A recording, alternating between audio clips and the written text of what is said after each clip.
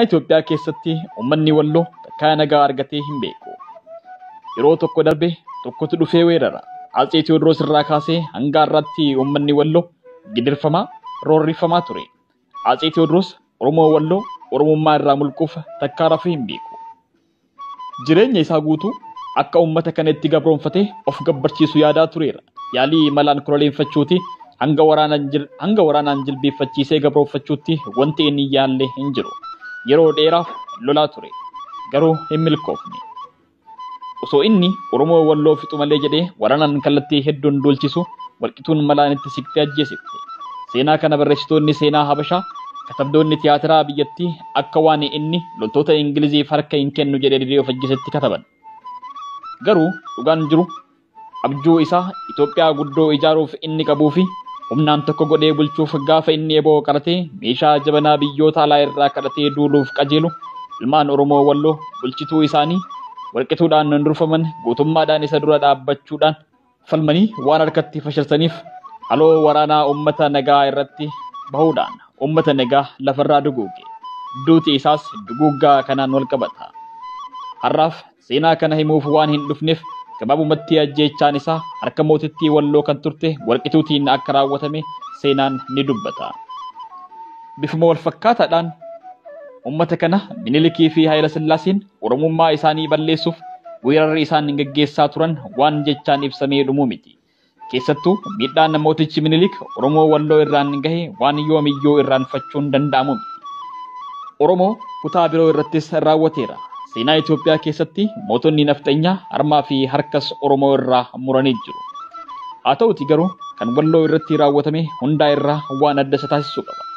Oromoonni kun yoo roorroon irra gahes wal bira jiru, waliif tumsu. Walloo qofa kaabaa fi kibbaan, bahaa fi dhihaan diinaan marfamee ilkaan alagaa gidduu jira. Bineensi alagaatiis nyaachuuf guyyuu hamoommachaa jiraata. Uummata kana kophaa baasee of gidduutti kuttus wanti nafxanyaan yaadde hundi hanga har'aa takka hin dhugoomneef.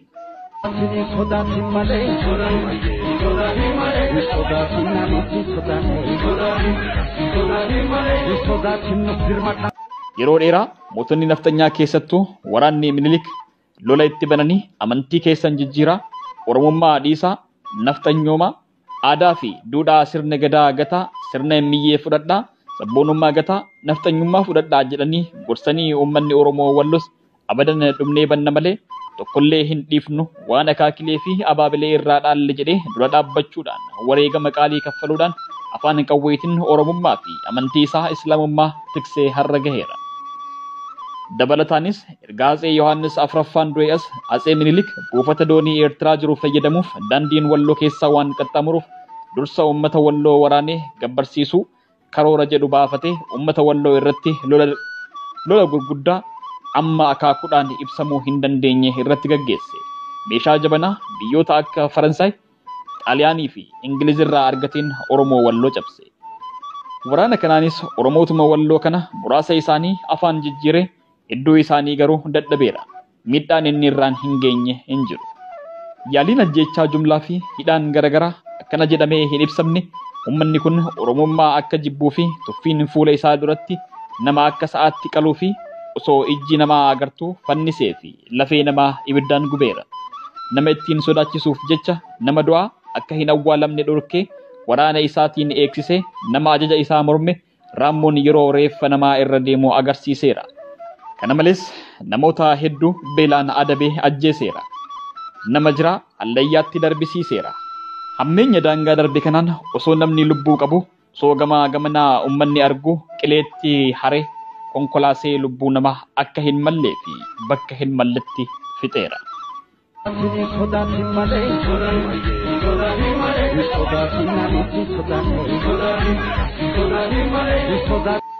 Yakka jibbamaa namaa fi Rabbi birattillee balfamaa kana gurratti dhaga'uufillee hin tolle kuni hunduu kan raawwatameef waan biraaf osoo hin taane Oromummaa hiddaan buqqisanii balleessuuf nafxanyummaa isaanii fidanii fudhachiisuuf karoora bahedha. Garuu hanga har'aa hin milkoofne. Amma booddeellee utuu ilmaan Oromoo jiranuu waan milkaa'u hin fakkaatu. Dhiigaan tikfame jabaatu itti wareegame. Wareegamaan tikfamee as gahe kana boodaas wareegamaan eeguuf ilmaan warqituu mana buluu dhiisanii jiru.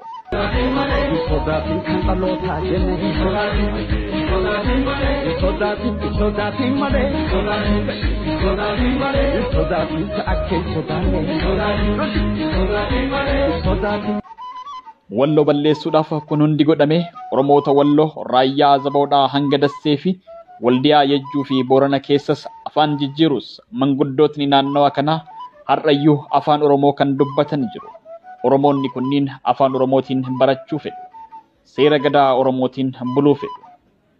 Ammuma kana warri godina addaa Oromoo afaan Oromoo qulqulluu dubbatu. Seenaan inni dubbatu seenaa Oromooti. Fedhiin isaa martu fedhii Oromoo kutaa 11ti. Walloo inni afaan jijjiirames Oromummaa isaa beeka. Dirqamaan itti fe'amee waan godhu wallaalee malee fedhiin Oromummaa jibbee kan ofirraa darbe yookiin mulqe hin jiru. Ammas isaan afaan Oromoo dubbachuu baatanis gosti isaanii gosa Oromooti. Lafti isaanii akka Oromoo tahan ni dubbata. Maqaan lafaa jaraa guutuun maqaa lafa Oromooti. Kuni guutuun diigame ummanni kun faca'ee saba isaatiin adda fagaatee akka eenyummaa isaa dagatu kan godhe mootii naftanyootaati.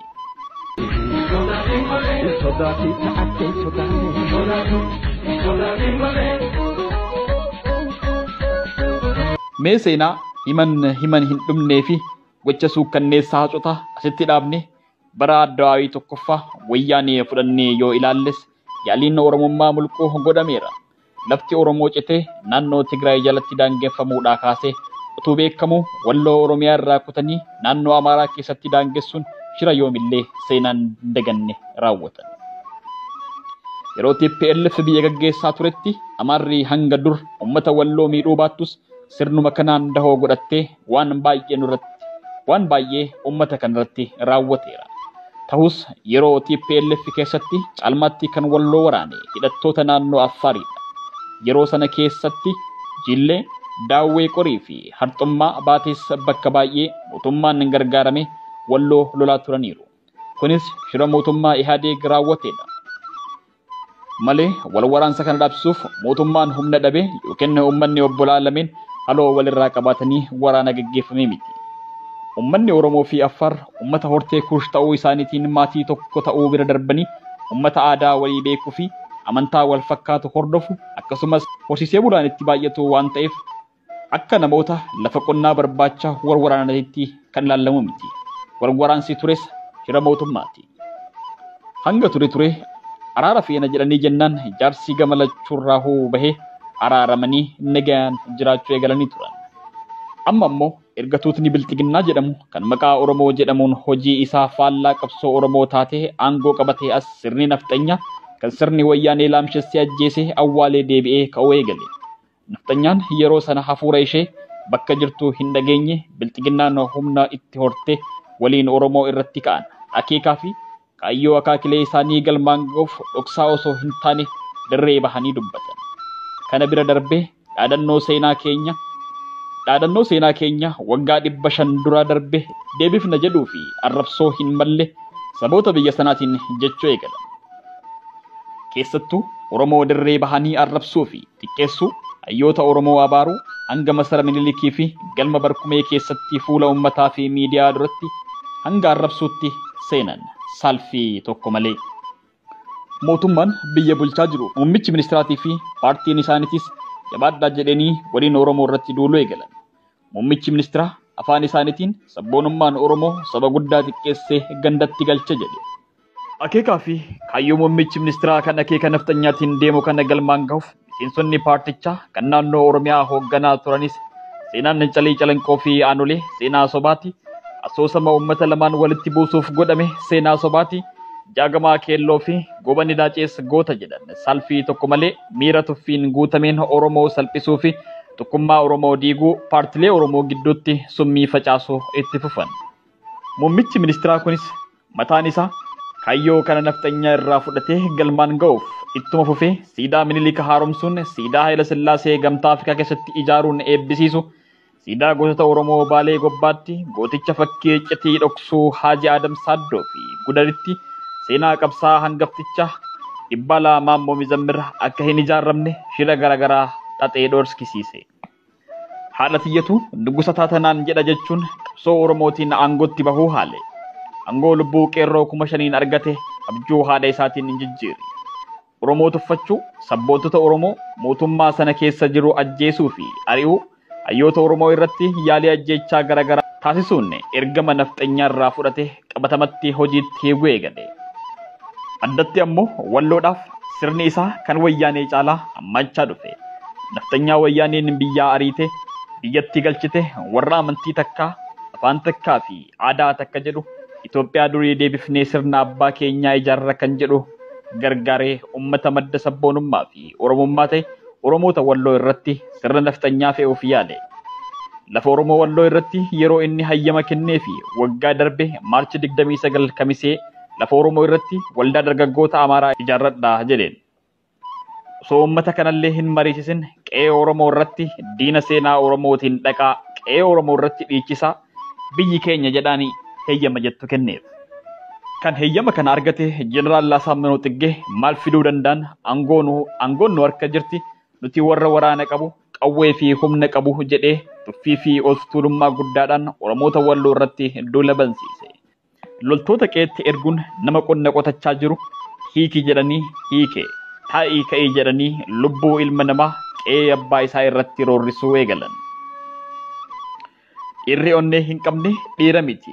Lola itti guddanne jechuun uummanni tokkummaan waraana leenjii fi hayyama mootummaa biraa fudhatee itti dhufe. Weerara qe'ee dhufe dheessuun salphina jedhee waraana isaa of tuulummaadhaan qe'ee ilmaan riqituu nam'ite hunda adabbii keessa deebii hin qabneen adabe uummanni Walloo.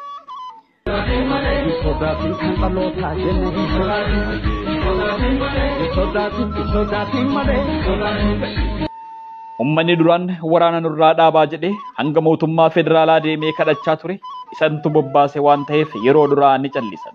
Gaafa uummanni tarkaanfii boonsaa fudhatee diina qe'eetti itti dhufe adabee ofirraa ari'u mootummaan federaalaa seera kabachiifna jechuun seerichi akka waan haaraa reefuu ergasii bahe fakkeessuun waraana raayyaa ittisa biyyaa gidduu galchan.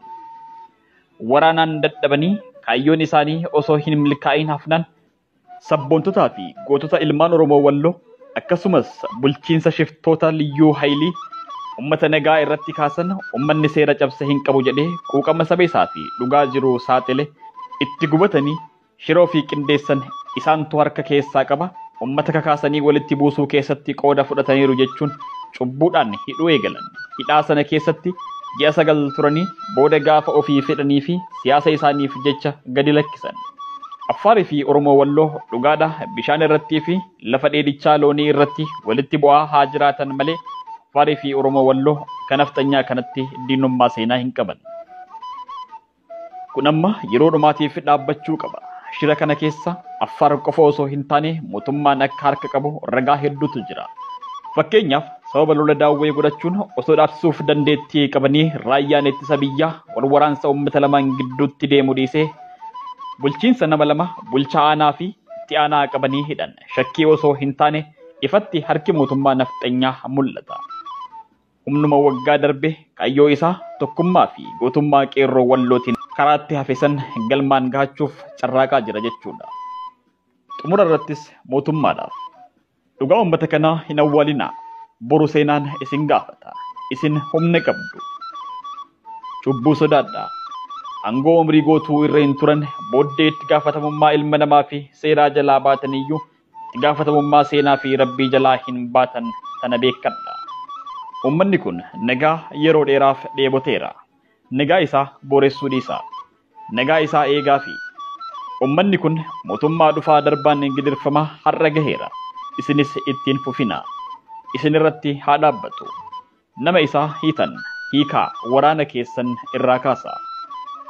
Uummanni kun dhugaa dubbachuuf humna nama baratee hedduu hin qabu. Sababni isaa wantoota asii olitti tarreesse kana keessa ture waraana irra turan. Mootummaan dhufaa darbaa akka uummanni kun tasgabbaa'ee barumsa hin baranne godhaatidha kan ture. Jireenya isaa guutuu lola keessa ibidda rasaasaan waadamaa jiraachaa takkaa qalbii tolee hirriba nagaa rafee hin beeku. Halkanii guyyaa diina eeggachuuf Oromummaa fi sabboonummaa diinni balleessuu barbaadu tana tiksuuf sibiila baata. Uummanni Walloo qawwee qaba jedhu qawwee fedhii qabaatee osoo hin taane dirqamatu qabachiisa. qawween rabbii gaditti sababa jiraachuu isaati. Osoo silaa qawwee qabaachuu baatee har'a Oromoon Walloo seenaadhaafuu hin jiru ture. Kanaafuu ummata kana bara keessan kana akka tasgabbaa'ee jiraatu taasisa. Itti gaafatamummaa seenaa jalaa bahuu qofa otoo hin taane galmee seenaa gaarii ummata kana bira kaawwadha. Ummata bara dhufaa darbaa gidiraa diinaatiin sabboonummaa ofii tiksuuf wareegamaa jiraate kanaaf hara galfii kennaafi. Kabajamtoota daawwattoota hordoftoota Kuush Miidiyaa Neetwoork har'a shiraa fi dabaa ummata Walloo irratti deemaa jiru duubaa kaanee hanga har'aatti haala gaggabaabaa ta'een kaabannee dhiyaanne kana fakkaata. Dhugaadha seenaa amma dhiyeessine kana keessatti rakkoo uummanni Walloo keessa darbee fi ammas keessa jiru sirriitti ibsuu hin dandeenye. Haa ta'uuti garuu rakkoo uummanni kun keessa jiru bal'aa keessaa hanga ta'e fal'aanaan fuunee isin biraan geenye jirra. Viidiyoon kun bara baraan seenaadhaaf ta'a waan ta'eef waliif qooda. Nutis mata Walloo bira kallattii kamiinuu akka dhaabbannu gamanumaan beeksisa.